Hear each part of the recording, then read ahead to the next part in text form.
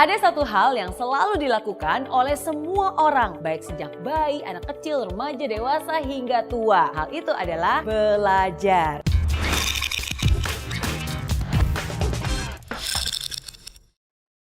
Belajar itu nggak mengenal waktu, nggak juga mengenal umur. Baik di sekolah, kuliah, tempat kerja, maupun sampai tua sekalipun, semua orang harus terus belajar. Karena belajar itu juga bisa mendewasakan kita. Tapi ingat loh, belajar juga nggak boleh sembarang belajar. Belajar juga harus dengan cara yang benar. Ada 5 hal yang harus kamu lakukan supaya kamu bisa belajar dengan cara yang benar. Pertama, mindset yang benar. Sama seperti ketika kamu sebelum berolahraga, kamu kan juga harus melakukan pemanasan dulu nih. Sama juga dengan belajar. Sebelum belajar pun harus ada yang dipersiapkan terlebih dahulu. Yang harus dipersiapkan adalah mindset atau cara berpikir kita. Pikiran kamu harus dibenarkan dulu nih. Bagikan gelas kosong yang siap menerima, bagikan spons yang siap menyerap. Pikiran kamu juga harus terbuka. Jangan belum apa-apa udah antipati duluan. Jangan belum apa-apa kamu sudah memblok dan bilang, udah tahu, nggak perlu, ini kan caranya beda. Kalau komentar kamu seperti itu tuh, kamu juga nggak akan bisa untuk menerima semua pembelajaran yang akan masuk ke dalamnya. Kalaupun mungkin ada yang berbeda, jangan ditolak dahulu, tapi harus dicerna dan juga diolah. Ingat, dengan mindset yang benar, maka kamu pun bisa belajar dengan cara yang benar. Yang kedua,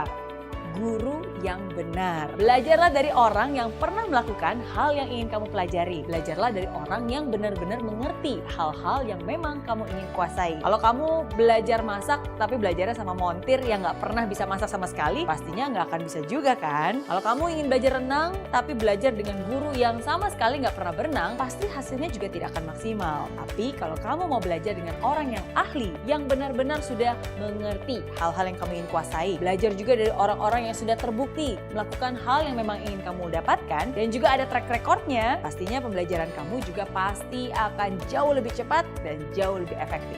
Yang ketiga, waktu yang benar. Belajar itu juga butuh yang namanya waktu. Nggak bisa nih semua dikebut dalam semalam. Walaupun emang sih ada istilah SKS alias sistem kebut semalam. Atau istilah the power of kepepet.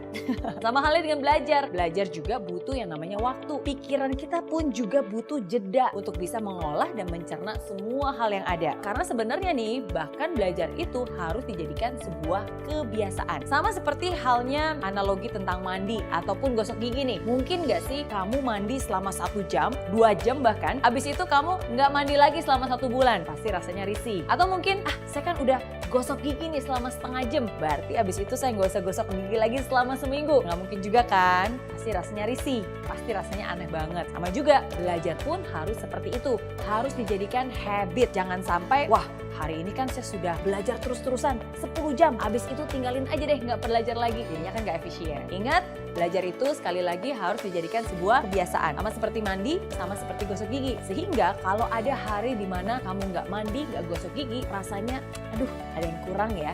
Nggak enak ya. Begitu juga dengan belajar. Kalau itu sudah menjadi sebuah kebiasaan, sehari aja kamu nggak belajar, pasti kamu akan merasa, kok risih ya, kok ada yang kurang ya. Karena sekali lagi, semua itu sudah menjadi kebiasaan yang kamu lakukan setiap harinya. Keempat, cara yang benar. Setiap orang punya cara tersendiri bagaimana dia bisa menyerap informasi secara efektif dan juga efisien. Kamu pun harus bisa mengenali kamu termasuk tipe orang yang belajarnya seperti apa. Secara garis besar nih ada 3 tipe orang, visual, auditory, dan juga kinestetik. Orang visual itu biasanya mereka akan menangkap secara optimal, menyerap informasi yang dibaca ataupun dilihat. Orang auditory biasanya adalah orang yang lebih mudah menerima informasi melalui apapun yang dia dengar. Orang kinestetik biasanya adalah orang yang sangat senang dan juga cepat mengerti bila informasi itu diserap terlebih dahulu ataupun dicontohkan dahulu. Atau dia membayangkan orang lain untuk melakukan hal yang sedang dipelajarinya. Kalau kamu termasuk yang mana nih? Coba kenali diri kamu terlebih dahulu dan ketahui cara belajar mana yang paling efektif untuk kamu sehingga kamu pun bisa menggunakan cara tersebut dengan tepat. Kelima,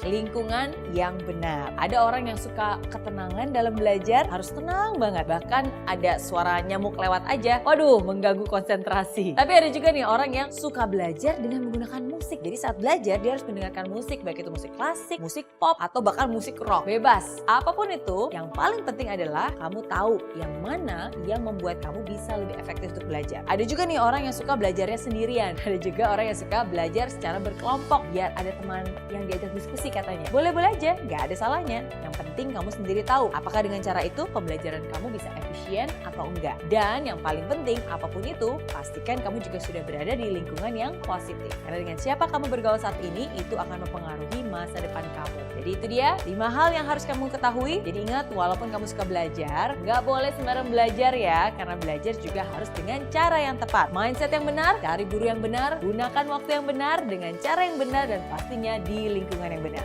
Oke?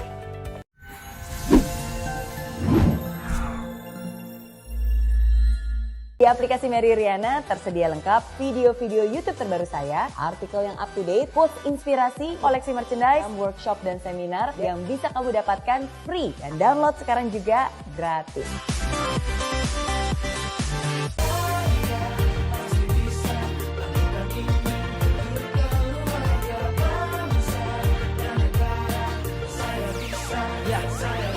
Laksana bumi tanpa hujan, hidup tanpa tujuan, kering dan mati tanpa hijaunya tumbuhan. Demikian kalau mimpi tak kunjung terjadi.